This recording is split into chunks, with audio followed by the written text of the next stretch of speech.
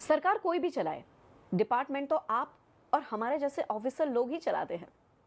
ભાઈ અમય પટનાયકના રોલની અંદર અજય દેવગણે તો જીવ રેડીને કામ કર્યું છે રેડ 2 ની અંદર. જ્યારે એક ઈમાનદાર ઓફિસર સિસ્ટમની અંદર રહીને કંઈક સારા કામ કરવા જાય તો એને શું તકલીફો પડે છે એ તો આપણે જાણીએ છીએ, પરંતુ રેડ 2 જોઈને શું તકલીફ પડી શકે છે એ જણાવો. જ્યારે પહેલી વખત આપણે રેડ જોઈ ત્યારે શું હતું, એકદમ રો પિક્ચર હતી અને બહુ જ ગમી.